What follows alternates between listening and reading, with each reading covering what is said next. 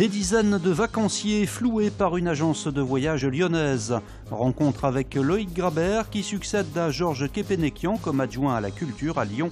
Enfin, Michel Mercier nommé au Conseil constitutionnel.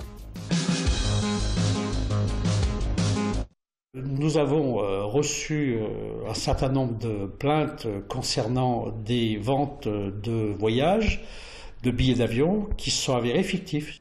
Une soixantaine de vacanciers auraient été arnaqués par l'agence de voyage Anatolia à Lyon. Plusieurs d'entre eux ont décidé de porter plainte.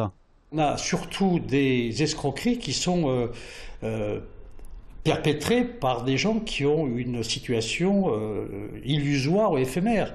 Là, ce qui fait la particularité de ce dossier, c'est qu'il s'agit d'une agence qui est connue depuis un certain nombre d'années à Lyon, j'allais dire qui a pignon sur rue, qui est dans le centre de Lyon, qui est fréquentée par des gens qui étaient d'ailleurs venus avant réserver des voyages qui avaient été parfaitement honorés, et on a eu un basculement de la légalité à l'illégalité. Le parquet financier a été saisi, l'escroquerie pourrait porter sur une centaine de milliers d'euros.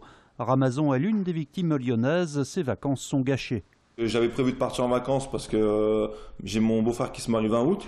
J'ai tout annulé mes voyages parce qu'il faut que je rachète des billets pour mes enfants. Donc, et c'est un certain budget. Et je ne suis pas le seul, comme je dis, je suis avec mon frère. Donc lui c'est pareil. Ce matin j'ai reçu un devis, j'en ai pour 3800 entre mon frère et moi. Donc c'est énorme. Et j'ai même des collègues qui m'ont appelé en disant moi j'ai payé 5000 € aller-retour, j'ai pas de billet. J'en ai un qui m'a appelé en disant j'ai réservé pour 12 000 €. Et j'ai fait un virement bancaire de 12 000 €. Et le pire c'est que les virements sont partis en Allemagne, sur des comptes en Allemagne. Il me dit j'ai pas de billet non plus. Aujourd'hui, la direction de l'agence Anatolia reste injoignable. Michel Mercier, nommé au Conseil constitutionnel, l'ancien président du Conseil général du Rhône et ancien garde des Sceaux, proche de François Bayrou, est aujourd'hui âgé de 70 ans. Il va donc prendre la place de Nicole Belloubet au Conseil constitutionnel, celle-ci étant désormais ministre de la Justice. La nomination de Michel Mercier, actuellement sénateur du Rhône, doit encore être soumise à l'avis de la commission des lois du Sénat, mais ce ne devrait être qu'une formalité. C'est Gérard Larcher qui a proposé cette nomination, voyant peut-être là l'occasion d'écarter un rival pour la présidence du Sénat. Aujourd'hui, la culture, c'est 20% du budget de fonctionnement de la ville, c'est 18% des agents de la collectivité sur cette délégation. C'est aussi un honneur de pouvoir prendre la suite de Georges Kepenekian, qui occupait cette place pendant pas loin d'une dizaine d'années et qui a amorcé nombre de chantiers. Rencontre avec le nouvel adjoint à la culture de la ville de Lyon. Loïc Grabert, 42 ans, était depuis 2014 en charge de la démocratie participative, élu par ailleurs du 7e arrondissement. En récupérant cette importante délégation qu'est la culture, il hérite de gros dossiers. Il y a plusieurs dossiers qui sont déjà sur les rails. Vous avez parlé tout à l'heure effectivement de la fête des Lumières avec laquelle sur laquelle je travaillerai avec Yann Cuchera, donc adjoint aux festivités. Et puis vous avez d'autres projets. Je pense à l'atelier de la danse dans le musée Guimet qui va arriver, qui démarre aussi dans les mois et les années qui viennent.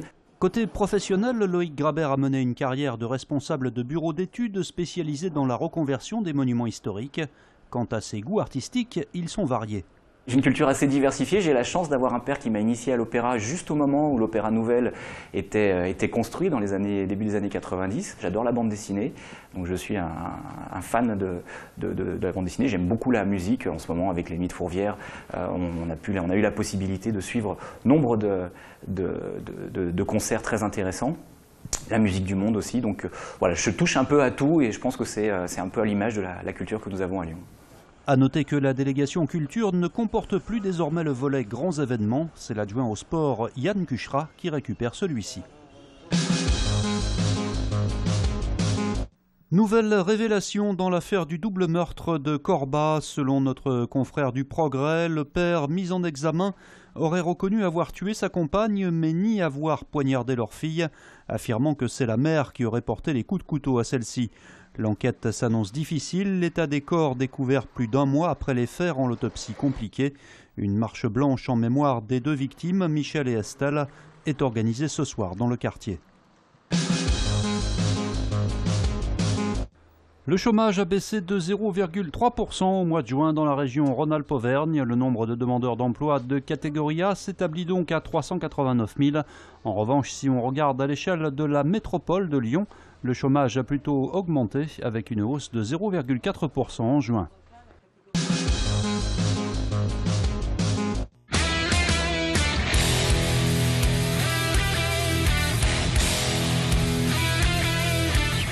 Nouvelle tournée européenne pour Metallica. Le groupe mythique de rock des années 80 fera en effet escale à l'Altony-Garnier pour un concert exclusif le 12 septembre.